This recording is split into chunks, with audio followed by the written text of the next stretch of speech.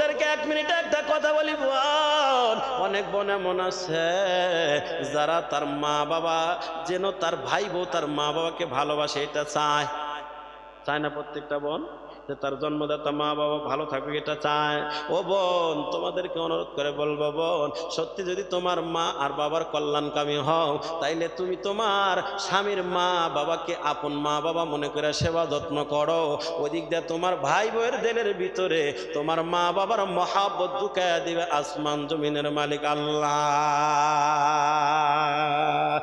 আমার কিছু বোন এমন আছে বাবা বাবার বাড়ি যাওয়ার পর ভাই বউয়ের মাথা বিলি দেয়, বিল কয় না আপনারা কি বলেন, মাথা আসলে দেয়, আর ভাই বউকে ওয়াশ করে, তাই ভাবি মা বাবার প্রতি একটু খেয়াল রাখিস, মা বাবার একটু গোসলে পানি উঠাই দিস, কাপড় চোপড়গুলো একটু ধুয়ে দিস। ওই বোন স্বামীর বাড়ি আসার পরে রাতের বেলা স্বামীর কানে কানে শুয়ে শুয়ে কয়, স্বামী আমার তোমার মা বাবার ঝামেলা আমার ভালো লাগে না, তাড়াতাড়ি আলাদা হও, একসাথে আর খেতে চাই না, সেনা নাই।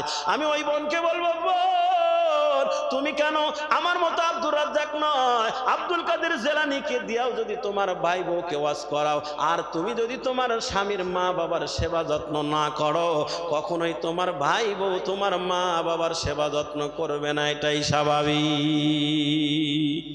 কামাতা দিন তুদানু, যেমন কর্ম তেমন ফল। আবার এই জায়গা আছেন অনেক মেয়ের বাবা আছেন, অনেক মেয়ের মা বয়ান শুনতেছেন, আমি প্রত্যেকটা মা বাবাকে বলবো, ও মা বাবা ভালো করে শুনে নেন, আমরা প্রত্যেকে চাই যে আমার মেয়েটা তার শ্বশুর বাড়ি ভালো থাকুক, চাই না? এটা আপনারা চান না মনে হয়?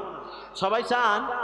এ বাবা সবাই যদি চান তাইলে আপনার ছেলে দিয়ে যেই মেয়েটা আপনার বাড়িতে আনলেন ছেলের বউ, এটাকে নিজের মেয়ে মনে কইরা আদর সোহাগ ভালোবাসা মায়া মমতা যদি দেন, ওই দিক দিয়ে আপনার বিয়াই বিয়ানের দিলের ভিতরে আপনার মেয়ের মহাব্বত ঢুকা দিবে আসমানের মালিক আল্লাহ।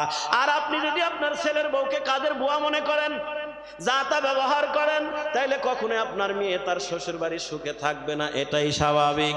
এই জন্য কামাতা দিন তুদানু, এ বাবা প্রত্যেকেই যদি যার যার মা বাবার ভালো চান, তাইলে আপনার শ্বশুর শাশুড়িকে নিজের মা বাবা মনে করে আদর সোহাগ মায়া মমতা মহাব্বত ইজ্জত করেন, তাইলে দেখবেন উভয়ের মা বাবা যার যার জায়গায় আরামে থাকবে, এটাই স্বাভাবিক।